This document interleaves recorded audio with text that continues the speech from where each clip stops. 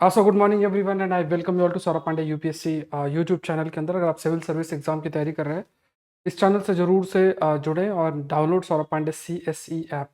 CSAT की class भी आपकी रेगुलर चल रही है, उसको भी आप लोग कंटिन्यूसली देखते रहें। शुरू करते हैं आज के जो द हिंदू के टॉपिक्स हैं। Today we are going to discuss all these topics. सारे के सारे जो टॉपिक्स हैं डिस्कस करेंगे। आज मेंस का क्वेश्चन है ना, ऐसा क्वेश्चन है कि मैं आपको गारंटी दे रहा हूँ, जो क्वेश्चन ये फ्रेम किया गया है अ, समझना भी इतना आसान नहीं होगा, लेकिन यही तरीका है कि क्वेश्चंस कंटेम्प्रेरी एस्पेक्ट से किस तरीके से फ्रेम किया जाता है। फाइनली जो भी आप पढ़ते हो उसमें आउटपुट यही है कि जो भी क्वेश्चंस आए उसको आप हैंडल कर सको, और कंटेम्प्रेरी एस्पेक्ट से कैसे न्यूज़पेपर से कैसे प्रश्न बनते हैं वो देखना जरूरी है। अब ये क्वेश्चन फ्रेमिंग का मतलब ये नहीं कि इधर उधर से कॉपी किया और जो है एक्सप्लेन और इलस्ट्रेट लिख दिया। क्वेश्चन फ्रेमिंग एक कला है, मुझे भी क्वेश्चन फ्रेम करते हुए बहुत समय भी हो चुका है।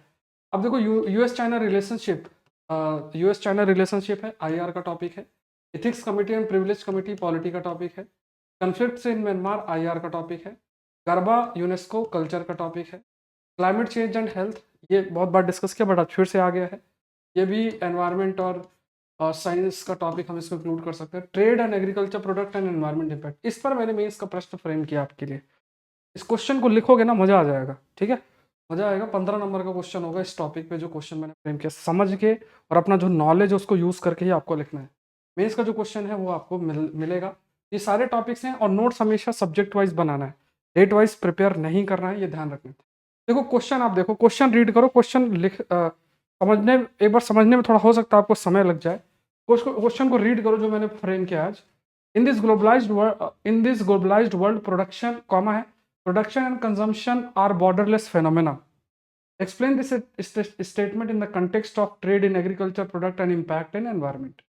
इस वैश्वीकृत विश्व में उत्पादन और उपभोग सीमाहीन घटनाएं हैं। कृषि उत्पाद के व्यापार और पर्यावरण पर प्रभाव के संदर्भ में इस कथन की व्याख्या करें। बहुत सोचना पड़ेगा लिखने में, मतलब ये ऐसी चीजें हैं कि जिसको आप ऐसे तुरंत जो है कलम उठाए और लिखना शुरू नहीं कर सकते हो। और यही खास बात है जो ये सेशन जो कंडक्ट किया जाता है।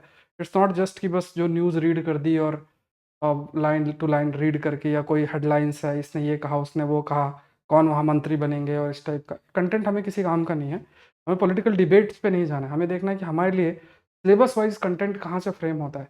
ठीक है, तो ध्यान रखना, इस नंबर पे आप मुझे रीच कर सकते हैं। ये नंबर आप देख लो, कोई भी क्वेरी है आपकी क्वेरीज में नोट कर रहा हूँ। आप में से कई लोगों ने क्वेश्चंस पूछे हैं स्ट्रैटेजी पर ऑलरेडी वीडियो मैंने एक बना रखा है कि कैसे आपको अपनी स्टडी प्लान करना है। और भी कुछ आपके कंसर्न्स हैं जैसे कल्चर और हिस्ट्री के लिए, तो मेरे जो खुद के नोट्स हैं, जब मैं तैयारी करता था तो खुद के मेरे जो नोट्स NCERT और इन सब के, तो इनको करके मैं एक कुछ कंटेंट आप लोग के लिए क्रिएट करूँगा और फिर मैं आपको इसका इन्फॉर्म कर दूंगा। तो देखो, हिस्ट्री की NCERT मैं आप लोग के लिए कवर करूँगा, और साथ में जो है आपके लिए आर्ट एंड कल्चर वाली NCERT वो बढ़िया तरीके से कवर होगी। वो सारी इन्फॉर्मेशन मैं आपको दूंगा। एक बार एग्रीकल्चर में ऑप्शनल है मेरा ख़त्म हो जाए, क्योंकि वो बड़ी जिम्मेदारी, हम लोगों ने लगभग 19 क्लासेस कवर कर ली हैं। आज सीड टेक्नोलॉजीज हम लोग शुरू करेंगे एग्रीकल्चर। एक बार एक चीज़ खत्म होने के बाद दूसरी चीज़ शुरू करेंगे। ऐसा नहीं कि बड़ा बड़ा हर चीज़ कर दिया और फिर कुछ ना हो, ये ध्यान रखना है। तो सौरभ पांडे CSE ऐप जरूर से डाउनलोड करें। आकलन सीरीज का आप हिस्सा बन सकते हैं। अभी भी मैंने प्राइस इंक्रीज नहीं किया है, आपको फिर भी मौका आपको मिल रहा है, आप हिस्सा बन सकते हैं। और फिर बाद में आप मुझे मैसेज नहीं करना कि सर अब ये कर दीजिए वो कर दीजिए। ये ध्यान रखना, Aakalan series Saurabh Pandey CSE app के अंदर है। आप अपने आंसर को पोस्ट कर सकते हैं और उस पर इवेल्युएशन में सैटरडे संडे करता हूँ। एग्रीकल्चर ऑप्शनल नया बैच आने वाला है, वो मैं आपको इन्फॉर्म कर दूंगा, बट अभी भी आप ज्वाइन करेंगे तो सेम सी चीज़ें हैं। ठीक है, तो जो नया बैच आएगा वो रिकॉर्डेड प्लस लाइव दोनों होगा, इन्फॉर्म हो जाएगा। उसके बाद ये जो prelims test series advance current affairs की, 1-2 दिन के अंदर आपका जो बाकी टेस्ट के PDF आपको मिल जाएंगे। ये भी सौरभ पांडे CSE ऐप के अंदर है। और संडे को 9 बजे आपका 8th टेस्ट है, 7 हो चुके हैं, 8वां टेस्ट जो है वो शेड्यूल्ड है, वो भी आप लोग गो थ्रू जरूर से हो। और ये ARC रिपोर्ट का कोर्स आई थिंक आप सभी ने कर लिया होगा।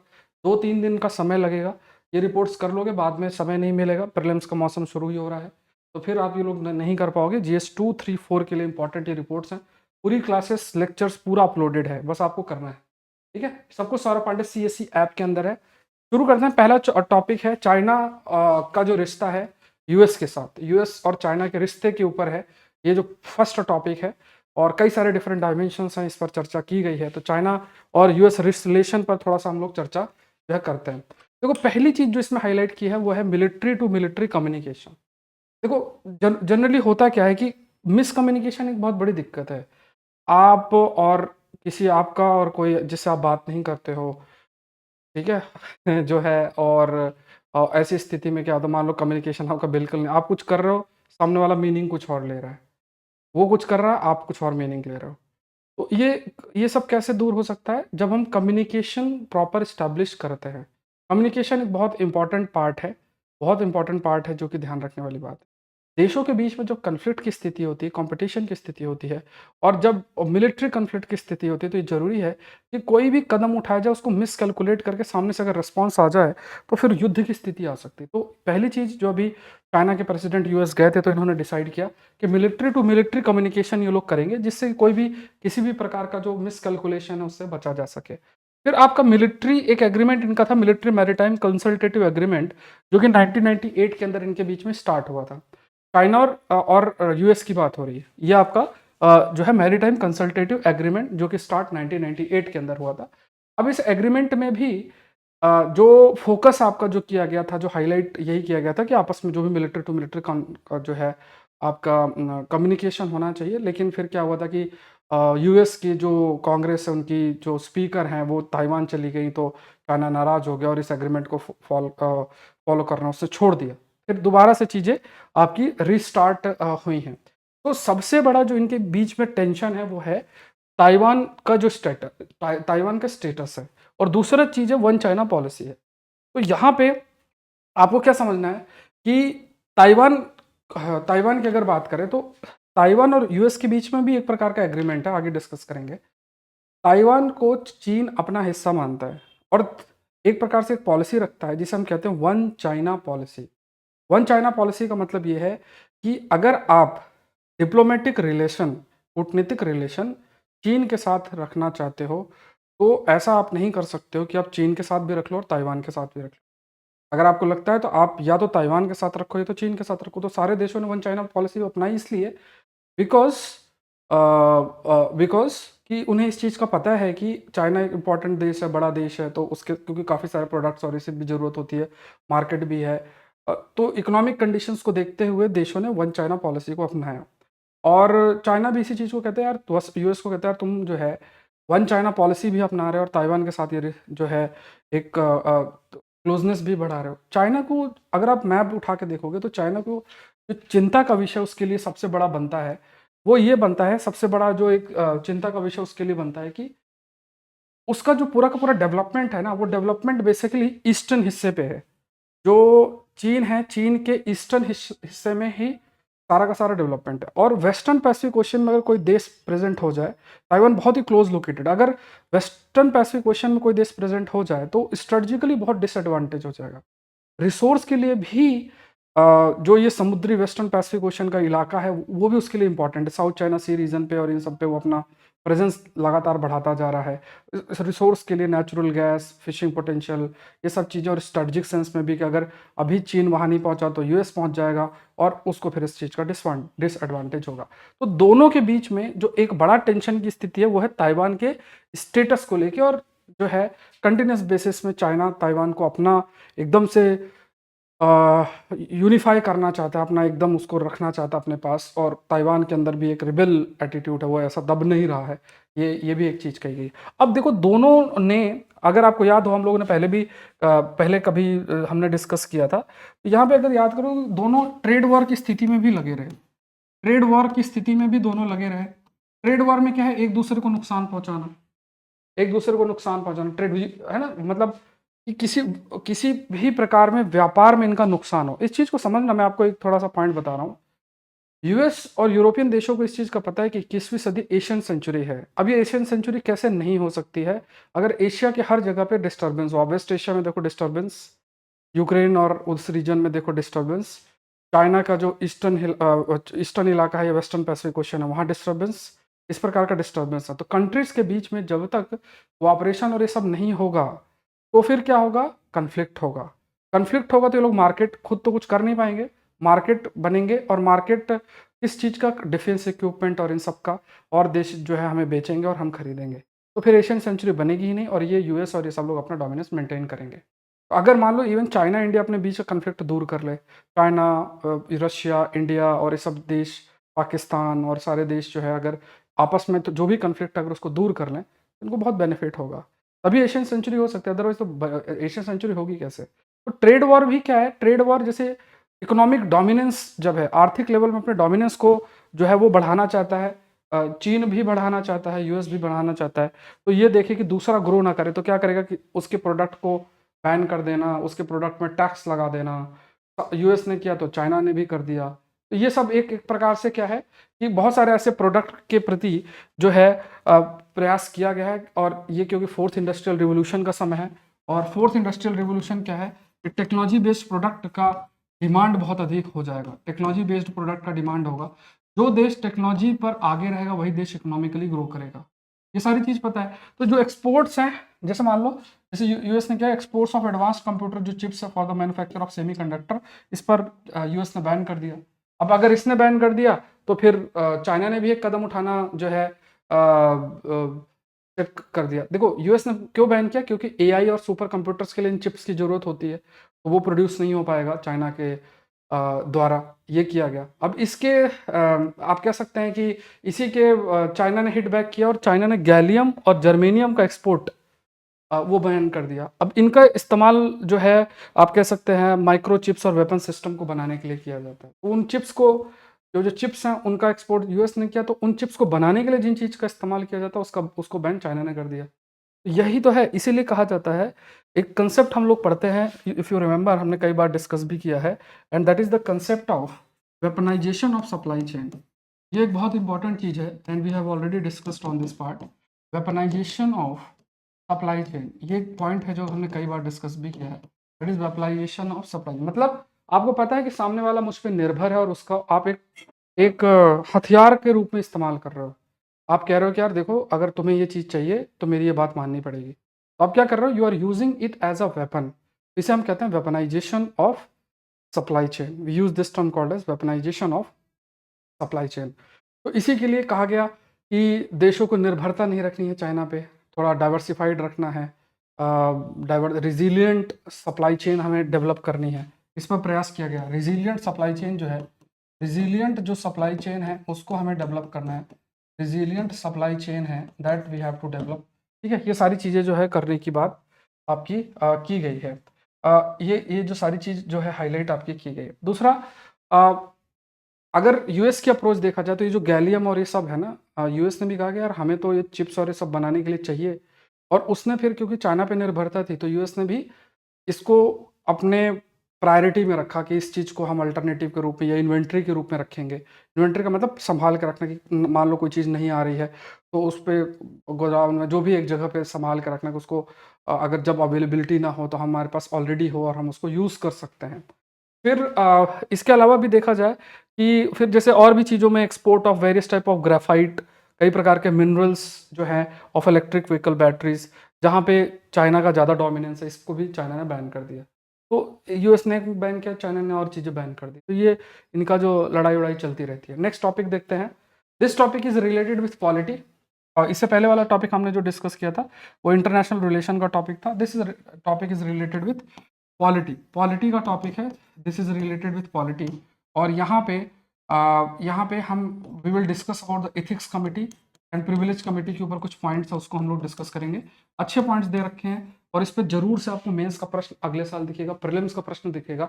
ये टॉपिक्स यूपीएससी के क्वेश्चन बैंक में जा चुका है। अब वो चाहे इस साल पूछे अगले साल पूछे, वो उनके ऊपर है, वो पूछ लेंगे, कभी भी पूछ सकते हैं। बट क्योंकि इथिक्स और प्रिविलेज कमेटी काफ़ी ज़्यादा न्यूज़ में थे, 2-3 आर्टिकल ऑलरेडी हमने डिस्कस किया है, तो ये फ्यूचर में भी प्रश्न बन सकता है। इसको ध्यान से समझना है। पॉलिटी का टॉपिक है, आज फिर से आया है, इसको डिस्कस करता है। अब जैसे ये सब चीज़ें बिल्कुल आपको ना लक्ष्मीकांत में मिलेंगी ना सारी चीज़ें, इसलिए इनको फॉलो करना।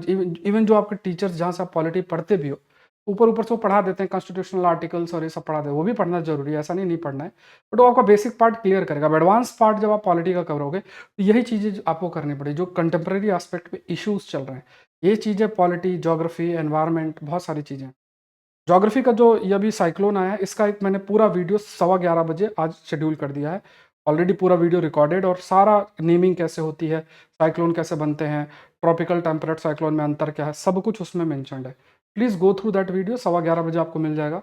एक 5 AM सीरीज़ के सारे वीडियो कंपाइल करके मैंने एक वीडियो डाल दिया है, जो कि 9 तारीख को शेड्यूल्ड है, वो 11:15 बजे।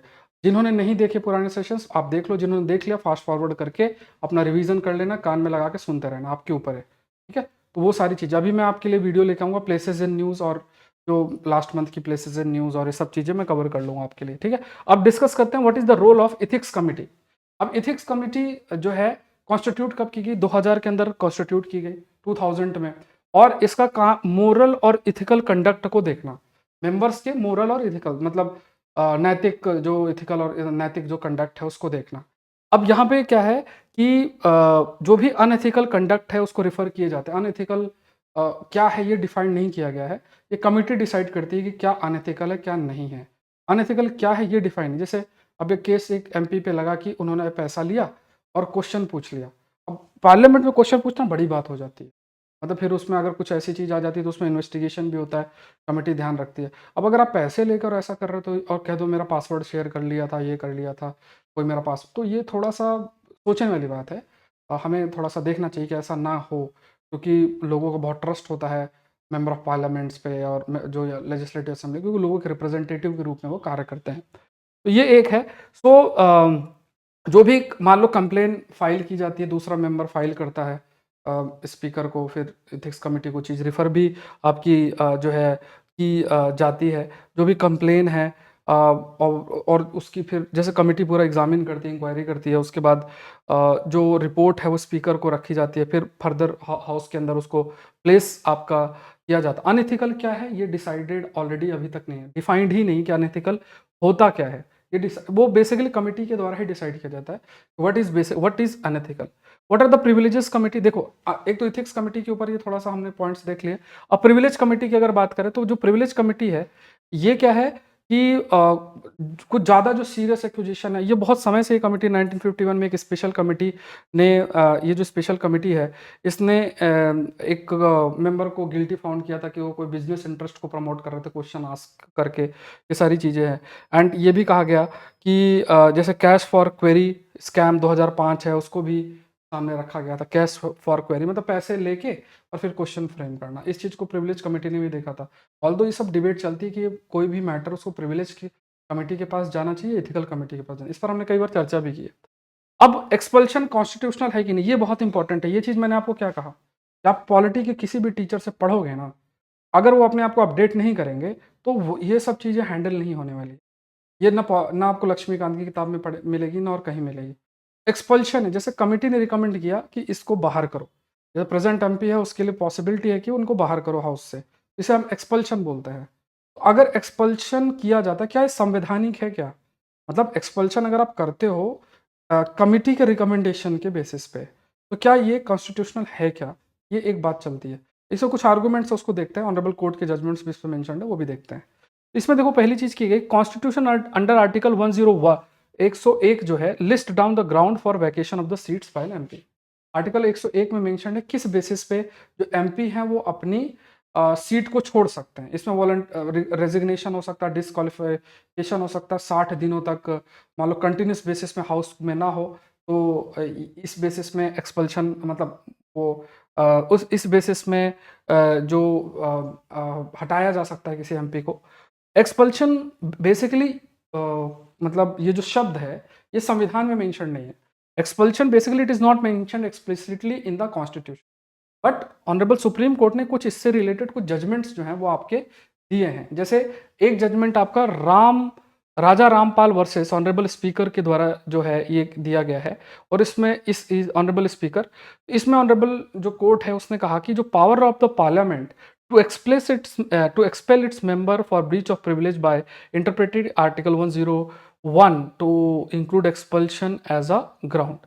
यहाँ पे it upheld the power of the parliament, मतलब यहाँ पे आप देखोगे कि इस केस में ऑनरेबल कोर्ट ने कहा कि ये पावर ऑफ ये with in the power of parliament है कि वो अपने मेंबर को एक्सपेल कर सकता है टेकिंग ब्रीच ऑफ प्रिविलेज। जो प्रिविलेजेस होते हैं ना सर्टेन हाउस के भी और इंडिविजुअल के भी, अगर लगता है कि वो प्रिविलेजेस का ब्रीच हुआ है तो taking the ground of article 101 जो मेंबर है उसको उसका एक्सपल्जन किया जा सकता है, उसको रिमूव किया जा सकता है, हटाया जा सकता है। ये ऑनरेबल कोर्ट ने 2007 के अंदर ये जजमेंट दिया था। अब ये जजमेंट आपको नोट करना भी, ऐसे जब ये लोग पूछ लेते हैं कोई जजमेंट, मान लो जीएस पेपर 2 के अंदर, तो हमें लगता है यार कहाँ से पूछ लिया, और फिर आपको कोई ज्ञान देगा कि नहीं बहुत सारे केसेस करो। ऐसा नहीं है, जो चीज़ें न्यूज़ में है ना, जो पेपर में आती है, न्यूज़पेपर के अंदर जो चीज़ें आ रही हैं, उन्हीं केसेस को अगर आप अच्छे से थोड़ा बहुत कर लो, जो बड़े बड़े इश्यूज हैं उनसे रिलेटेड, तो that is more than sufficient. दूसरा देखो, अमरिंदर सिंह केस जो है 2010 का, ऑनरेबल सुप्रीम कोर्ट ने इसमें भी कहा कि expulsion by the state assembly ये अनकॉन्स्टिट्यूशनल है, और ये भी कहा कि ये जो पार्लियामेंट्री डेमोक्रेसी का जो ऑब्जेक्टिव है ये इसके खिलाफ है। तो दो different type of judgement honourable supreme court ने दे रखे हैं। यहाँ पे 2007 में बोला कि कर सकते हैं, इसमें कहा कि अगर किया करा तो वो अनकॉन्स्टिट्यूशनल। दो डिफरेंट टाइप्स ऑफ जो इसमें रखा गया। अब कहा गया कि एक तरफ आपका प्रिविलेज ऑफ द हाउस है, बहुत अच्छा आर्गुमेंट जो चल रहा है यहाँ पे, ध्यान समझना कि देखो, एक तरफ आपका प्रिविलेज ऑफ द हाउस है, हाउस के अंदर सर्टेन प्रिविलेजेस आपको दिए गए हैं। हाउस में हाउस का भी एक प्रिविलेज होता है, और एक आपका individual as a member of parliament, उस पर आप सर्टेन प्रिविलेजेस होते हैं। एक तरफ अगर वो प्रिविलेजेस ब्रीच होते हैं, तब आप मेंबर को हटा रहे हो इसी कारणवश, तब आप मेंबर को हटा रहे हो, हाउस का प्रिविलेज ब्रीच हुआ, फिर मेंबर को हटा रहे हो। एक तरफ ये आपको बैलेंस करना है विद द डेमोक्रेटिक रिप्रेजेंटेशन, क्योंकि जो इलेक्ट होकर आया है वो भी तो रिप्रेजेंटेटिव है, ऐसे थोड़ी ना कि कोई आके वहां बैठ गया है। वो भी इलेक्ट होकर आया, वो लोगों को रिप्रेजेंट कर रहा है, वो भी वहां पे। तो दोनों को बैलेंस कैसे करना, मतलब कि जो प्रिविलेज है उसको भी हमें देखना है कि वो उसका ब्रीच ना हो, और डेमोक्रेटिक रिप्रेजेंटेशन को भी हमें संभालना है, मतलब डेमोक्रेटिक रिप्रेजेंटेशन का भी एस्पेक्ट हमें समझना है। तो प्रिविलेज जो हाउस है ये डेवलप किया गया था मिडिवल ब्रिटेन में के टाइम पे, जस्ट कि जो अथॉरिटेरियन किंग है उसके से को रखा जाए, मतलब उस सर्टेन जो स्टैंडर्ड्स किंग के द्वारा रखे गए हैं उसको कोई ब्रीच ना कर सके। तो ये उस समय मिडिवल टाइम पे आपका जो है किया गया था। एंड डिग्निटी और प्रिविलेज ऑफ द हाउस उसको प्रिजर्व करना इंपॉर्टेंट हो गया। इसके अलावा ये भी कहा गया कि डेमोक्रेटिक रिप्रेजेंटेशन प्रोटेक्ट करना भी बहुत जरूरी है। तो प्रिविलेजेस भी इंपॉर्टेंट है और डेमोक्रेटिक रिप्रेजेंटेशन भी इंपॉर्टेंट है, दोनों चीजें जो है इंपॉर्टेंट है। अब इसमें कहा गया कि जो parliamentary committee proceedings are not as detailed as judicial case. अब देखो, ये बहुत अच्छा आर्गुमेंट, बात ये कही जा रही है कि देखो डेमोक्रेटिक रिप्रेजेंटेशन भी इंपॉर्टेंट है और आपका प्रिविलेज भी इंपॉर्टेंट है, दोनों चीजें इंपॉर्टेंट है। लेकिन कहा गया कि जैसे आप किसी मेंबर को हटाते हो, एक्सपेल करते हो, वो किस पर बेस्ड है, आपकी इथिक्स कमेटी या प्रिविलेज कमेटी, उनके द्वारा जो भी इंक्वायरी की गई। अब पार्लियामेंट्री की इंक्वायरी और जुडिशरी इंक्वायरी में डिफरेंस होता है, क्योंकि पार्लियामेंट के द्वारा इंक्वायरी में इतना ज़्यादा डिटेल में नहीं चीज़ें जाएंगी। जुडिशियल इंक्वायरी में इंडियन एविडेंस एक्ट को फॉलो किया जाता है सारे, मतलब जुडिशियल इंक्वायरी होती है ना, तो उसमें इंडियन एविडेंस एक्ट का जो भी है नॉर्म्स को फॉलो करते हुए और इंक्वायरी प्रॉपर आपकी कंडक्ट की जाती है। लेकिन पार्लियामेंट के केस में ऐसा नहीं है। पार्लियामेंट के केस में आपको देखना है कि यार पार्लियामेंट्री इंक्वायरी इतनी डिटेल्ड नहीं होती। तो कहा गया कि यार अगर आप पार्लियामेंट्री इंक्वायरी इतनी डिटेल्ड नहीं होती है तो आप उसको जुडिशियल इंक्वायरी के इक्विवेलेंट रख के और फिर उस बेसिस में मेंबर को एक्सपेल कर रहे हो। और अगर आपने एक्सपेल कर दिया तो जो जिनको रिप्रेजेंट कर रहे हैं उनको फिर वो भी एक तरीके से अफेक्ट होंगे। तो ये कुछ आर्गुमेंट्स जो है इनके द्वारा दिए गए हैं। नेक्स्ट देखते हैं, India reminds Myanmar to return to federal democracy. इस पर थोड़ा सा मैं आपसे चर्चा कर लेता हूँ। ये जो न्यूज़ है वो तो न्यूज़ है ही, इसके अलावा भी कुछ चीज़ें इसमें आती हैं, वो थोड़ा सा हम लोग देख लेते हैं, ठीक है। तो खास तौर से कई ऐसी चीज़ें होती हैं, थोड़ा हमें ओवरऑल कोई इंसिडेंट अगर हो रहा है तो वो सिर्फ वहीं तक सीमित नहीं है, और भी चीज़ें उसमें हमें थोड़ा सा कंटेक्स्ट में देखना है, तो वो थोड़ा सा एक बार देख लेते हैं। Let's discuss that part. तो यहाँ पे देखो, आप इस चीज़ को समझने का प्रयास करो कि अभी लड़ाई जो चल रही है ना, तो सिर्फ जो दिख रहा है सिर्फ उतना नहीं है। अभी लड़ाई जो चल रही है वो क्या चल रही है, ये आपका म्यांमार है, ठीक है। यहाँ पे आप म्यांमार है, ये हमारा नॉर्थ ईस्टर्न रीजन है, ये म्यांमार है। यहाँ का नदन पार्ट में बहुत सारे इंसर्जेंट ग्रुप्स हैं, there are many insurgent group. और म्यांमार में अभी मिलिट्री रूल है, मिलिट्री रूल है। और ये जो मिलिट्री रूल है इनके बीच में, मतलब जनता जो करके है और सेपरेटिस्ट ग्रुप, इनके बीच में युद्ध की स्थिति बनी हुई है। अब ये तो आर्मी है, अब यहाँ पे जो सेपरेटिस्ट ग्रुप है, यहाँ से क्या हो रहा है, जो क्योंकि युद्ध की स्थिति, तो बहुत सारे जो लोग हैं वो इंडियन रीजन में माइग्रेट करेंगे, जो सेपरेटिस्ट हैं और जो लोग हैं अफेक्ट होंगे। यहाँ पे हमें माइग्रेशन की प्रॉब्लम स्टार्ट हो जाएगी। सोशल कन्फ्लिक्ट, मणिपुर का केस आपको पता ही चल रहा है, उसमें कि ये फैक्टर भी बड़ा फैक्टर है, कन्फ्लिक्ट के पीछे रीजन है। वो यहाँ एंटर करेंगे, सोशल प्रॉब्लम्स होंगी, यहाँ इस रीजन में इंस्टेबिलिटी होगी। अब आप समझो, इंडिया का जो एक्टिस्ट पॉलिसी है, इस चीज़ को समझना बहुत इंपॉर्टेंट आर्गुमेंट है, ठीक है। बाकी इन्फॉर्मेशन तो ही, तो इंडिया की एक एक्टिस्ट पॉलिसी है। एक्ट ईस्ट पॉलिसी में हम क्या करते हैं कि जो नॉर्थ ईस्टर्न रीजन है, उस नॉर्थ ईस्टर्न रीजन को हम साउथ ईस्ट एशिया से कनेक्ट करना चाहते हैं, साउथ ईस्ट एशिया से कनेक्ट करना चाहते हैं इस रीजन के डेवलपमेंट के लिए। दूसरा, अगर आप स्टडी करोगे तो यहाँ से जो इंडो पैसिफिक है उसको, उसका जो कॉन्टिनेंटल एक्सपेंशन है, कॉन्टिनेंटल जो एक्सपेंशन है, उस कॉन्टिनेंटल एक्सपेंशन में प्रयास किया जा रहा है कि बांग्लादेश, नॉर्थ ईस्टर्न रीजन और साउथ ईस्ट एशिया, इनका पूरा कनेक्टिविटी स्टैब्लिश आपकी की जाए। लेकिन जापान काफ़ी सारे प्रोजेक्ट में नॉर्थ ईस्टर्न में इन्वॉल्व भी है। चाइना को इस चीज़ का डर है यार, जापान यहाँ प्रेजेंट है तो उसके लिए रिस्क है, उसको पता है इस रीजन का डेवलपमेंट हो जाएगा, उसके क्लोज बहुत, क्योंकि नॉर्थ उसका जो ईस्टर्न पार्ट यहीं पास में ही है, उसका डोमिनेंस इस रीजन में रिड्यूस हो सकता है, ये सब उसको चिंता बनी रहती है। इस वजह से अगर ये कन्फ्लिक्ट की स्थिति होगी तो ये सब कुछ डिले होता चला जाए। ये एक स्ट्रैटेजी चाइना के द्वारा भी हो सकती है, वो ये प्रयास कर सकता है कि यार ठीक है, इनके बीच में डिस्टर्बेंस बना रहे, और मतलब जब स्थिति ऐसी लड़ाई वाली बनी रहेगी तो कुछ भी डेवलपमेंट एक्टिविटी आप कर ही नहीं पाओगे, चीज़ें डिले होंगी, इसी चीज़ को आपको बैलेंस करना पड़ता है। तो ये थोड़ा सा इस एंगल से चीज़ों को देखना है, ठीक है। आई होप यहाँ तक आपको समझ में आ गया होगा। अब यहाँ पे अगर देखोगे तो ये तो चलो इन्फॉर्मेशन है कि ये इंडिया में रिफ्यूज लेके आ रहे हैं, बट ओवरऑल आपको ये समझना है। इसमें एक इंपॉर्टेंट पार्ट आ जाता है म्यांमार का, बॉर्डर मैनेजमेंट का। बॉर्डर मैनेजमेंट आपके जीएस पेपर 3 में है, तो उसमें आप ये थोड़ा सा मेंशन कर सकते हो कि क्यों border management foreign policy implementation या जो हमारे फॉरेन पॉलिसी ऑब्जेक्टिव को इस्टेब्लिश करने के लिए बहुत ज़रूरी है कि हम प्रॉपर बॉर्डर मैनेजमेंट भी अपना करके रखें, ये ज़रूरी है। नेक्स्ट देखते हैं, गरबा डांस गुजरात का यूनेस्को लिस्ट के अंदर है, तो intangible cultural heritage by United Nation, UNESCO के उसमें इसको इंक्लूड किया गया है गरबा डांस को। ये 15th कल्चरल आइटम है इंडिया का जो इंक्लूड आपका किया गया है, और ये गुजरात में परफॉर्म भी किया जाता है। ठीक है, तो ये basically under the provision 2003 convention for the safeguarding of intangible cultural heritage, तो उसमें इसको इंक्लूड किया गया। कल्चरल हेरिटेज सांस्कृतिक विरासत, ठीक है। तो जैसे टेंजिबल क्या होता है, टेंजिबल जैसे मान लो कोई फोर्ट हो गया, वो टेंजिबल हो गया, डांस फॉर्म, म्यूजिक, ये इंटेंजिबल फॉर्म होते हैं, ठीक है, ये ध्यान रखना। Let's move to the next, climate change is making the world sick. अब यहाँ पे देखो हमने बहुत चर्चा कर रखी है हेल्थ और क्लाइमेट चेंज पे, फिर से आर्टिकल आ गया है, बट कुछ नए पॉइंट्स हैं, कुछ नया डेटा, इसलिए मैं थोड़ा सा डिस्कस कर लेता हूँ। COP28 आया भी है, साइंस वाले पेज में देखोगे तो उसमें ये चीज़ आई है, तो आपको देखना है, that is climate change and health, climate change and health, climate change और हेल्थ, ये देखना है, ठीक है। क्लाइमेट चेंज और हेल्थ की बात की जाए तो ये थोड़ा सा आप लोग ध्यान रखो, क्लाइमेट चेंज एंड हेल्थ। यहाँ पे देखो क्या क्या चीज़ें हाईलाइट आपकी की गई हैं। पहला, हीट स्ट्रेस, जो हीट वेव्स हैं, सूखे, सूखा बहुत ज़्यादा स्प्रेड होगा, सूखे की वजह से भी वाइल्ड फायर भी है, जंगल में आग लगना, उससे पोल्यूशन होना, पोल्यूशन की वजह से लंग डैमेज करना, ये सब प्रॉब्लम्स हैं ही। और यूनाइटेड नेशन जो COP28 है उस पर भी काफ़ी चर्चा की गई है। फिर उसके बाद ये कहा गया कि मलेरिया, डेंगू, डायरिया, मैल न्यूट्रिशन, क्योंकि फूड सिस्टम भी आपका अफेक्ट होगा, ये सब चीज़ें जो हैं डायरेक्ट या इनडायरेक्ट तरीके से प्रॉब्लम्स आपकी अराइज होंगी, और डेथ टोल जो है इन फैक्टर्स की वजह से लगभग 2.5 लाख पर ईयर तक इंक्रीज हो सकती है, as per the World Health organisation.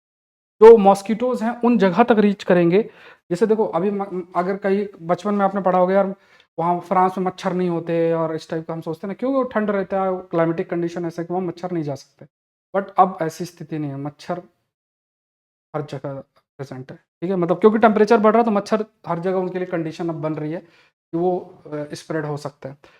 अब इसमें मलेरिया का स्प्रेड के नंबर्स भी इंक्रीज हो सकते हैं, कॉलरा जैसी बीमारी भी स्प्रेड हो रही है, फूड एंड वाटर जो है ना, जैसे एक एग्जांपल मैं आपको देता हूँ, जैसे एल नीनो इवेंट है, मैंने बताया भी रखा, एल नीनो इवेंट के समय, क्योंकि देखो नॉर्मल कंडीशंस में एटाकामा डेजर्ट, कैरेबियन आइलैंड्स, वहाँ इतनी बारिश नहीं होती है, जब आपका ला नीना हो या नॉर्मल कंडीशंस हो, लेकिन एल नीनो इवेंट में सर्कुलेशन जो रिवर्स करता है, उस वजह से बारिश कैरेबियन और एटाकामा डेजर्ट के अराउंड हो जाती है, और इस वजह से जहाँ पानी कभी बरसा ही नहीं, वहाँ बरसता है तो पानी इकट्ठा हो जाएगा, इकट्ठा होगा, मच्छर उच्छर स्प्रेड करेंगे, डायरिया, कॉलरा, मलेरिया, ये सब स्प्रेड होता है। तो ये इस टाइप से देखो, क्लाइमेट चेंज की वजह से जो एल नीनो इवेंट हो रहा है, उससे कैसे डिजीज स्प्रेड हो रही है, ये आप एग्जांपल एल नीनो वाला कोट कर सकते हो, ठीक है। तो फिर ये भी आपका हाईलाइट किया गया है कि डायरिया जैसी चीज़ें भी स्प्रेड होंगी, हीट स्ट्रेस भी आपका स्प्रेड होगा, ये सब फैक्टर्स है। तो ये कुछ पॉइंट्स आपके 8-10 पॉइंट्स होने चाहिए। अगर हेल्थ पर का इम्पैक्ट, क्लाइमेट चेंज को लेके कहते हैं कि हेल्थ पर क्या इम्पैक्ट पड़ता है, ये सब, तो आप ये सब पॉइंट्स मेंशन कर सकते हो, ठीक है, ये चीज़ ध्यान में रखनी है। अच्छा, सेशन अगर आप देख रहे हैं तो लाइक बटन जरूर से प्रेस करें, सेशन को शेयर करें। 5 AM सीरीज में आज एक पर्सन इन न्यूज़ में, मतलब हिस्टोरिकल पर्सन है, उन पर मैंने चर्चा की है। प्लीज़ उसको गो थ्रू हो। 5 AM सीरीज को बहुत सीरियसली लें, बहुत मेहनत करके बनाई जाती है। थोड़ा सा मोनोटोनस लगे या जो भी लगे, बट आपको आदत डालनी पड़ेगी और उसका कोई रास्ता नहीं है। वन आइलैंड टाइप तो हम लोग कवर नहीं कर सकते। अब यूपीएससी कंटेक्स्ट में जो एडवांस पार्ट है उसको तो वैसे ही कवर करना पड़ेगा, ये ध्यान में रखना है।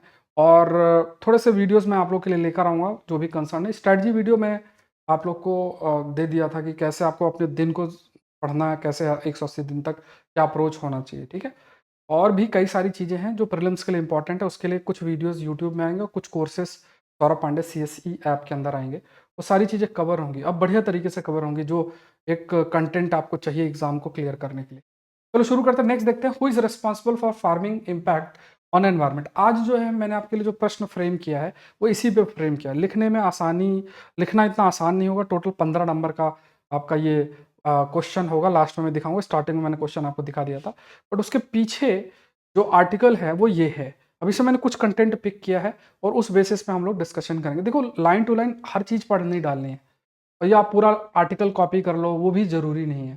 तो अगर आप इवन ये सब कंटेंट न्यूज़पेपर का ही है, कोई मेरे द्वारा लिखा गया कंटेंट नहीं है, तो अगर आप इसको रीड कर रहे हो, आप न्यूज़पेपर ही पढ़ रहे हो, तो ध्यान रखना। अब पूरा न्यूज़पेपर 4 घंटा पढ़ रहे हो लेकर, या 2 घंटे का सेशन कर रहे हो, वो भी नहीं, वो स्ट्रैटेजी अच्छी नहीं है, ठीक है। ध्यान रखना इस चीज़ को। तो यहाँ पे देखते हैं, थोड़ा कंटेक्स्ट मैं आपको देता हूँ, फिर जो बातें इसमें लिखी है ना वो थोड़ा आप समझ पाओगे, उसको आप अप्रिशिएट कर पाओगे, ठीक है। बहुत अच्छी चीज़ें जो इसमें मेंशन्ड है, उसको थोड़ा सा देखते हैं। तो यहाँ पे थोड़ा सा कुछ पॉइंट्स देखते हैं। देखो, एक जो एस्पेक्ट हमें समझना है, the point that we have to understand is, देखो एग्रीकल्चर है, ठीक है। अब जैसे मान लो आज के समय में चीज़ें क्या हैं, कोई भी प्रोडक्ट है, कोई भी प्रोडक्ट है, खासतौर से एग्रीकल्चर प्रोडक्ट है। जैसे मान लो कोई भी प्रोडक्ट ले लो, मान लो मेज़, बार्ले, वीट, कोई भी प्रोडक्ट ले लो, है ना। जैसे वीट है, ब्रेड बनाने के लिए है, वीट चाहिए ब्रेड बनाने के लिए। अब मान लो अफ्रीका के देश हैं, या फिर आपके वेस्ट एशियन कंट्रीज़ हैं, तो उनके यहाँ तो वीट प्रोड्यूस नहीं होता ना, तो वो डिपेंडेंट किस में, जैसे अभी रशिया पे डिपेंडेंट रहे, यूक्रेन पे डिपेंडेंट है, इन रीजन पे डिपेंडेंट, युद्ध की वजह से वीट का प्रोडक्शन अफेक्ट हुआ। तो क्या हुआ है कि जो प्रोडक्शन है और कंजम्पशन है, प्रोडक्शन और कंजम्पशन, तो देखो, अगर कोई चीज़ आप प्रोड्यूस करते हो, जैसे किसी चीज़ का अगर आप प्रोडक्शन करते हो तो कंजम्पशन को ध्यान में रख के करते हो। जैसे अगर आपको ये है कि मेरे देश में ही मेरा प्रोडक्ट जाएगा, तो आप देश के जो लोग हैं, या आप मान लो खेत कुछ उगा रहे हो, आपको पता है कि मैं खेत में ये चीज़ उगा रहा हूँ और मेरे आसपास का इलाका है, वहाँ मैं इस चीज़ को बेच लूँगा, तो आपका प्रोडक्शन किस पर बेस्ड होगा, जो आसपास का कंजम्पशन है उसी पर।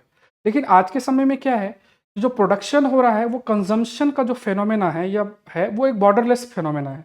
इट मीन्स आप जो प्रोड्यूस कर रहे हो वो बेस्ड हो सकता है डिमांड या कंजम्पशन जो कि यूरोपियन देश में है, एग्रीकल्चर प्रोडक्ट की खासतौर से अगर हम बात करें, तो डिबेट ये चल रही है लगातार कि अगर उस कंजम्पशन को मीट करने के लिए, जो भी कंजम्पशन है, मान लो यूरोप में कोई कंजम्पशन है एग्रीकल्चर प्रोडक्ट को लेके, उस कंजम्पशन को अगर आपको मीट करना है, तो आप जिस प्रोडक्ट का प्रोडक्शन कर रहे हो अपने देश में, उसमें हो सकता है कुछ इस प्रकार से प्रोडक्शन करो कि एनवायरनमेंट का नेगेटिव इम्पैक्ट हो। जैसे अगर कंजम्पशन बढ़ता जा रहा है, आप जंगल काट रहे हो और उस जंगल को एग्रीकल्चर लैंड में कन्वर्ट कर रहे हो, या फिर बहुत ज़्यादा पानी का इस्तेमाल करना, इरिगेशन कर रहे हो, या फिर लेबर राइट्स का कॉम्प्रोमाइज़ होना, तो ये पॉसिबिलिटी होगी। तो कहने का क्या मतलब है कि जो कंजम्पशन है वो शेप कर रहा है प्रोडक्शन को किसी रीजन में, और अगर प्रोडक्शन सस्टेनेबल ना हो तो उसका इम्पैक्ट एनवायरनमेंट पर भी होगा। यही बेसिस है जो मैंने आपको क्वेश्चन जिस पर फ्रेम किया है।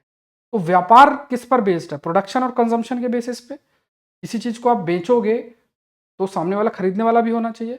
अब सामने वाला सिर्फ खरीदने पे ध्यान दे रहा है, वो ये नहीं देख रहा है कि किस तरीके से चीज़ें प्रोड्यूस हुई है, कहीं ना कहीं इसका नेगेटिव इम्पैक्ट पड़ेगा। अगर मान लो लेबर राइट या एनवायरमेंटल पार्ट, वाटर अवेलेबिलिटी या कुछ भी, या डिफॉरेस्टेशन किया जा रहा है, इस तरीके से प्रोडक्ट का प्रोडक्शन कंटिन्यूस बेसिस में हो रहा है, तो इसका इम्पैक्ट भी नेगेटिव पड़ेगा एनवायरमेंट पे। और उस प्रोडक्ट का कंजम्पशन अगर लगातार बढ़ता जा रहा है, तो एनवायरमेंट भी इससे नेगेटिव इम्पैक्ट होगा। किस जगह पे, जहाँ पे जहाँ पे उस प्रोडक्ट का प्रोडक्शन हो रहा है, ठीक है। थोड़ा सा ध्यान से सुनना इन बातों को, अदरवाइज ये थोड़ा आप कंफ्यूज हो जाओगे इसमें, है ना। अब इसमें देखते हैं क्या क्या चीज़ें इसमें लिखी हुई हैं, है ना, तो यहाँ ध्यान से सुनना। तो डिमांड जो एग्रीकल्चर प्रोडक्ट का है वो लगातार बढ़ रहा है, सामाजिक और एनवायरमेंट इम्पैक्ट भी कंटिन्यूस बेसिस में देखा जा रहा है, और इसमें डायरेक्ट लिंक है कंज्यूमर का टू जोग्राफिकल डिस्टेंट इम्पैक्ट।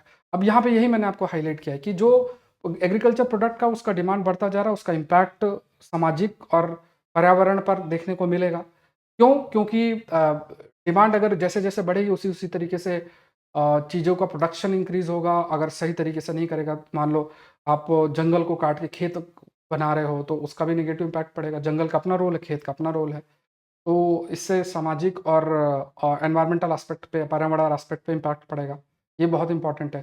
तो हो सकता है कि किसी चीज़ का कंजम्पशन नॉर्वे में हो रहा है, प्रोडक्शन भारत में हो रहा है, तो उस कंजम्पशन की वजह से भारत में एनवायरमेंटल इम्पैक्ट पड़ रहा है ना। जैसे अगर आप राइस है, अब किसी देश को ये पता है कि यार अगर मैं 1 किलो राइस प्रोड्यूस करता हूँ, तो मुझे इतना पानी इस्तेमाल मुझे करना पड़ेगा। इससे बेटर ये किसी और से मैं ले लेता हूँ। तो वो राइस जो है किसी देश से मान लो इंडिया से ले लिया, तो हम तो जम के राइस प्रोड्यूस कर रहे हैं। क्यों? क्योंकि हमें लगता है यार नॉर्वे में लोग चावल खाते हैं, तो हम जम के राइस प्रोड्यूस करेंगे। जम के राइस प्रोड्यूस आप करोगे तो आप ये देखो कि 1 किलो राइस प्रोड्यूस करने में आप कितना पानी इस्तेमाल करोगे। जम के पानी इस्तेमाल करोगे, आपके ग्राउंड वाटर नीचे जाएगा, सारी चीज़ें होंगी, एनवायरमेंटल नेगेटिव इफेक्ट होगा। तो ये एक इम्पैक्ट बहुत ही आप कह सकते हो जोग्राफिकल डिस्टेंट है, मतलब ज़रूरी नहीं कि चीज़ें पास-पास में ही हों तभी ये होगा। तो इसमें बायोडायवर्सिटी लॉस हो, कार्बन एमिशन हो, फ्रेश वाटर डिप्लेशन हो, सॉइल का डिग्रेडेशन हो, सॉइल खराब होना, लेबर राइट्स होना, ये सब इम्पैक्ट देखने को मिल रहा है। और ये जोग्राफिकली अगर आप देखोगे तो जोग्राफिकल सेंस में भी अगर आप इन चीज़ों पर देखोगे तो ज़रूरी नहीं चीज़ें पास-पास में हों, दूर-दूर भी हो सकता है, कंज़म्पशन कहीं भी हो सकता है। चीज़ों को जो खाने का या कंज़्यूम करने का प्रेज़ेंस है वो कहीं भी हो सकता है। अब यहाँ पे इंडिया भी बड़ा मार्केट बनता है, इंडिया भी एक बड़ा मार्केट है, तो इंडिया भी डिमांड और सप्लाई इसके प्रोडक्ट में आपका इन्वॉल्व भी होता है। बहुत लार्ज जो एरिया है भारत के अंदर देखा जाए तो उसको उसको उसमें बहुत सारी चीज़ों को प्रोडक्शन होता है। फ्रूट्स हैं, ग्रेन्स हैं, वेजिटेबल्स, अलग-अलग प्रोडक्ट का हम प्रोडक्शन भी करते हैं। और जब हम इन चीज़ों का प्रोडक्शन करते हैं तो क्योंकि कंज़म्पशन बहुत ज़्यादा होता जा रहा है, देश ये भी सोचेंगे यार हम एग्रीकल्चर इतना करके इससे बेटर हम इंडस्ट्री सेट कर लें, हमारे यहाँ पानी नहीं है तो हम पानी बचा लें, कुछ ऐसा होगा, हम पैसा दे देंगे जहाँ से भी प्रोडक्ट हमें चाहिए। तो जैसे वीट के लिए, अब वीट है तो अरब अरब वर्ल्ड में तो नहीं अपना वीट उगाएंगे ना। ऑल्दो इसराइल ने तो कंडीशंस ऐसा कर लिया कि उसने इस प्रकार से टेक्नोलॉजी डेवलप की है कि वो बढ़िया तरीके से टेक्नोलॉजिकल एडवांसमेंट करके एग्रीकल्चर में काफ़ी एडवांसमेंट उस लेकर आ गया कि वो रेगिस्तान में जो है रेगिस्तान में क्रॉप्स को उगा रहा है, इसराइल की बात की जाए। अब यहाँ पे क्या है कि अगर आप प्रोड्यूस करते हो प्रोडक्ट को तो क्या होगा, आपके पानी वाटर रिसोर्स इस्तेमाल होंगे, सॉइल पे प्रेशर्स आपके कंटिन्यूस बेसिस में पड़ेंगे, और कहीं कहीं ना हम कह सकते, कहीं ना कहीं हम वी कैन से कि इंडिया का जो बड़ा कंज्यूमर मार्केट है इसमें भी हमें उस डिमांड को भी मीट करना है, और जो बियॉन्ड बॉर्डर है उस डिमांड को भी मीट करना है। तो ये चैलेंज बन जाता है। इसके लिए कहा गया कि हम किस तरीके से चीज़ों को समझते हैं। जैसे कंटेक्स्ट तो हमने देख लिया, बट अगर जैसे आपको ये आइडिया रहे, अगर आप ये चीज़ समझो कि यार अगर मैं 1 किलो चावल उगाता हूँ, तो आप उसको ये सोचो कि यार 1 किलो चावल को मैंने ₹100 में बेच दिया, तो आप सोचो यार ₹100 मुझे मिले 1 किलो चावल को बेचने में। लेकिन आप इस चीज़ को समझो कि उस 1 किलो चावल को बनाने में जो फर्टिलाइज़र, जो पानी, जो सब कुछ आपने यूज़ किया है, तो उसका कॉस्ट कितना? हो सकता है उसका कॉस्ट ₹1000 हो, ऑल्दो वो इंटेंजिबल हो, लेकिन उसका कॉस्ट क्या होगा? 1000 हो सकता है, आप ₹100 में खुश हो, मतलब ₹900 का नुकसान है। जिस तरीके से सॉइल पे नेगेटिव इम्पैक्ट पड़ रहा है, पानी का जो खात्मा हो रहा है, ये सारे अगर देखा जाए, तो आप जिस प्रकार से अकाउंटिंग करते हो चीज़ों को देखने के लिए, अच्छा मैंने ये प्रोड्यूस किया और ये मैंने बेचा, इतना मैंने प्रोड्यूस किया, ये मैंने बेचा। तो जो अकाउंटिंग हम करते हैं उसमें हमें थोड़ा-सा उस अप्रोच में भी चेंजेस करने की ज़रूरत है। तो यहाँ पे कहा गया कि जैसे ये चीज़ हाइलाइट की कही गई कि जो एक्सपेंशन है of such imports has contributed to increasing the environmental pressure in the exporting countries. मतलब खास तौर से जैसे जैसे यही सेम सी बात है कि जो देश एक्सपोर्ट कर रहा है एग्रीकल्चर प्रोडक्ट का, उस पे उसके एनवायरमेंटल नेगेटिव इम्पैक्ट पड़ेगा। चावल अगर हम जिसको बेच रहे हैं तो उसको तो चावल मिल रहा हो तो बढ़िया, जो भी उनके साथ है सब्जी भाजी उसके साथ चावल खाएगा मज़े से। बट हम प्रोडक्शन कर रहे हैं, हमारे सॉइल और वाटर पे नेगेटिव इम्पैक्ट जो है कंटिन्यूस बेसिस में पड़ेगा ही। तो यहाँ पे क्या है कि जो जो आपका इकोलॉजी है, जो आपका पर्यावरण और ये है, उस पे जो इम्पैक्ट है is due to the displacement of environmental damage through international trade. मतलब जो आपका व्यापार है, चाहे वो एग्रीकल्चर प्रोडक्ट हो या है, तो जो वो ये व्यापार हो रहा है जिसके तहत प्रोडक्शन और कंजम्पशन जो कि जोग्राफिकली डिस्टेंट है, मतलब प्रोडक्शन कहीं और हो रहा है, कंजम्पशन कहीं और हो रहा है, और ये जो व्यापार हो रहा है इससे भी इकोलॉजिकल इम्पैक्ट देखने को कंटिन्यूस बेसिस में मिल रही है, आपको मिल रहा है। तो यहाँ पे ये चीज़ भी आपकी हाईलाइट किया गया। तो यहाँ पे ये भी कहा गया कि मेजरिंग, अभी प्रेजेंट सिस्टम इस तरीके से है, that is measuring impact and allocating responsibilities based on production based accounting method. It measures impact in place where the product are produced. तो अभी सिस्टम यही है कि हम सारी चीज़ें सिर्फ यही देखते हैं कि भाई यहाँ चीज़ें प्रोड्यूस हुई हैं तो उसी कंटेक्स्ट में देखेंगे। हम जैसे मान लो इंडिया है, इंडिया में चावल का प्रोडक्शन है, तो हम इंडिया के कंटेक्स्ट में ही देखेंगे कि यार ठीक है, इंडिया है तो चावल का इतना प्रोडक्शन हुआ, और वो ये नहीं देखेंगे कि जिन चीज़ों का डिमांड इंटरनेशनल लेवल पे हो रहा है और इंटरनेशनल ट्रेड जिस तरीके से हो रहा है, उससे भी आपका जो एनवायरनमेंट है और आपकी जो सॉइल है, आपका वाटर रिसोर्स अफेक्ट हो रहा है, उस चीज़ को हम कंसिडर, तो इस पे चेंज लाने की ज़रूरत है। तो ये अभी सिर्फ प्रोड्यूसर पर बेस्ड नहीं, आपको जो चीज़ें आप समझ रहे हो सिर्फ प्रोडक्शन बेसिस पर नहीं या प्रोड्यूसर तक ही सीमित नहीं हुई, कंजम्पशन पार्ट भी देखना है। फिर कंजम्पशन बेस्ड अकाउंटिंग भी हमें फोकस करना है, ये जो अभी हमने डिस्कस किया है। तो यहाँ पे जो कंजम्पशन बेस्ड अकाउंटिंग भी हमें ध्यान में रखनी है। सप्लाई पर्सपेक्टिव भी देखना है। सप्लाई पर्सपेक्टिव का मतलब हो गया कि जो मतलब प्रयास ये हमें करना है कि जो प्रोडक्शन हो, क्लीनर प्रोडक्शन हो, since producer countries are explicitly encouraged to implement strategies then that lower the environment footprint of their export। तो यहाँ पे सप्लाई पर्सपेक्टिव की अगर बात अगर किया जाए तो the proponent of consumption based accounting claims that it can encourage cleaner production. मतलब ये कहा गया कि सप्लाई पर्सपेक्टिव मतलब जब आप किसी चीज़ को सप्लाई करते हो ना, तो उसमें कहा जाता है कि जो कंजम्पशन है वहाँ पे अगर certain set of standard set कर दिया जाए और ये कहा जाए कि हम उन्हीं चीज़ों को लेंगे जिसमें क्लीनर एनवायरनमेंट या एनवायरनमेंट पे नुकसान ना हो, ज़्यादा इम्पैक्ट ना पड़े, उन्हीं प्रोडक्ट को हम लेंगे। तो कंजम्पशन पार्ट में इस चीज़ पे अगर बदलाव होगा, इस अप्रोच में बदलाव होगा कि हम ऐसे ही प्रोडक्ट को लेंगे, तो इससे क्या है सप्लाई लेवल पे अपने आप चेंजेस होंगे और जहाँ चीज़ें प्रोड्यूस हो रही हैं उसमें उनके अप्रोच में भी अंतर होगा। वहाँ लेबर राइट पर भी ध्यान रखना, बायोडाइवर्सिटी का लॉस ना हो, एनवायरनमेंट का लॉस ना हो, ये चीज़ें भी आपकी देखी जाएंगी। तो ये लाइक कुछ जो स्ट्रैटेजीज हैं उनको अपनाया जाएगा। अब एनवायरमेंटल एक्शन की बात किया गया, बेनिफिट्स ऑफ एनवायरमेंटल एक्शन, तो इसमें कई चीज़ें हैं लाइक फॉर एग्जांपल कि जो कार्बन एमिशन उस पर रिडक्शन होगा, वाटर यूज़, जो वर्चुअल वाटर जो मैंने राइस के लिए बताया ना आपको कि आप 1 किलो प्रोड्यूस कर रहे हो और 1 किलो राइस प्रोड्यूस करने में पता नहीं कितने लीटर पानी गया, तो कहीं ना कहीं आप उतना पानी एक्सपोर्ट कर रहे हो दूसरे देश को, क्योंकि वही चावल अगर वो खुद प्रोड्यूस करेगा तो उतना पानी उसको लगेगा, आप अपना पानी यूज़ करके चावल उगा के और उसको दे रहे हो। तो ये वर्चुअल एक्सपोर्ट ऑफ वाटर एक प्रकार से जो है वो हो सकता है, और आप कहीं ना कहीं आपका एनवायरनमेंट डैमेज हो रहा है, वो तो खाली चावल खा के मजे करेंगे। तो ये थोड़ा सा देखना जरूरी है, हमारे पॉलिसी जो मेकर्स हैं उनको ये सब चीज़ें थोड़ा सा देखना जरूरी बन जाता है। ठीक है, जैसे यूरोपियन कमीशन ने स्टेप भी लिया था, इसमें इन्होंने इंश्योर किया कि जो प्रोडक्ट यूरोपियन यूनियन में कंज्यूम होंगे वो ऐसा नहीं होना चाहिए कि उस प्रोडक्ट को प्रोडक्शन में डिफॉरेस्टेशन किया जाए। मतलब अगर उस प्रोडक्ट को प्रोड्यूस किया जा रहा है उसकी वजह से जंगल काटे जा रहे हैं और ऐसे, तो वो उस प्रोडक्ट को नहीं लेंगे, इस टाइप से है। तो ये एक अच्छा कदम है कि जो कंट्री ऑफ ओरिजिन है या फिर जो प्रोड्यूसर है या जहाँ चीज़ें प्रोड्यूस हो रही हैं वो ध्यान में रखे कि उसके कदम की वजह से या जो भी चीज़ें प्रोड्यूस कर रहा है उसकी वजह से एनवायरनमेंट डैमेज ना हो, ऐसा उसको देखना पड़ेगा। अदरवाइज कंट्री जहाँ वो बेचना चाहता है वो लेगी ही नहीं। तो तो ये सब चीज़ें क्या है, ये अप्रोच अपने आप उसको फोर्स करेंगे कि नहीं भाई मुझे ऐसी चीज़ें प्रोड्यूस करना है जहाँ से नेगेटिव इम्पैक्ट एनवायरनमेंट पे ना हो। क्वेश्चन देखो अब समझ में शायद आपको आ सकता है। In this globalised world production and consumption are borderless phenomena, explain this statement in the context of trade in agriculture product and impact in environment. ठीक है, तो ये आप लिखें आकलन सीरीज, आप वहाँ मैं क्वेश्चन अपलोड कर देता हूँ, आप अपने आंसर सेंड कर सकते हैं। सैटरडे संडे में आपके आंसर इवेलुएट करूँगा। इस नंबर पे आप कोई भी किसी भी प्रकार की क्वेरी हो, स्ट्रेस से रिलेटेड कोई भी प्रॉब्लम हो, आप मुझे रीच करें। ठीक है, बिल्कुल पढ़ाई से रिलेटेड ही नहीं, दूसरे जैसे मतलब स्ट्रेस है और कोई भी प्रॉब्लम है तो आप मुझे रीच कर सकते हैं, मैसेज आप करना पहले, ठीक है। इस नंबर पे कॉल मत करना, मैं आपको एलोकेट कर दूंगा एक टाइम स्लॉट, उस पर हम बातचीत कर सकते हैं। काफ़ी सारे लोगों के जैसे काउंसलिंग की भी जरूरत पड़ती है ना, मेंटल हेल्थ इश्यूज़ कई फेस आप लोग कर सकते हो, कोई तैयारी के दौरान सब कुछ होता है, कैसे उसको मैनेज करो, तो मेरे लेवल पे जो हो सकता है वो मैं आपकी मदद कर दूंगा, और अगर कुछ होगा तो मैं आपको रिकमेंड कर दूंगा, ठीक है। तो सौरभ पांडे CSE ऐप जरूर से आप ज्वाइन करें, और आकलन सीरीज पर आप अपना ज्वाइन कर सकते हैं। इसका प्राइस इंक्रीज होने वाला है, अभी तक मैंने नहीं किया है, अभी भी आपके पास चांस है, आप अपने आंसर अपलोड कर सकते हैं सौरभ पांडे CSE ऐप के अंदर। एग्रीकल्चर ऑप्शनल का सेकंड बैच जल्द आने वाला है। ये जो 8th टेस्ट है इसका, ये टोटल 50 टेस्ट है, 50 में से 8वां टेस्ट संडे को रात को 9 बजे है।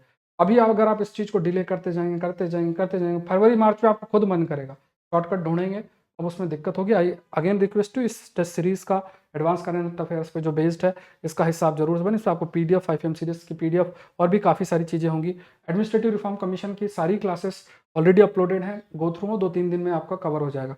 इसको करें, कोशिश करें, क्योंकि मेंस के लिए बहुत इंपॉर्टेंट है। जैसे टेररिज्म पे रिपोर्ट है, सोशल कैपिटल पे रिपोर्ट है, स्टेट एडमिनिस्ट्रेशन पे रिपोर्ट है, ये सब चीज़ें कवर्ड है। तो सौरभ पांडे CSE ऐप के अंदर आप इसको फॉलो कर सकते हैं। ये टेलीग्राम चैनल है जहाँ पे आप अपने आंसर पोस्ट भी कर सकते हैं, और इस सेशन का PDF तुरंत आपको वहाँ पे अवेलेबल भी होगा। मिलता है नेक्स्ट सेशन के अंदर। Thank you everyone, thank you.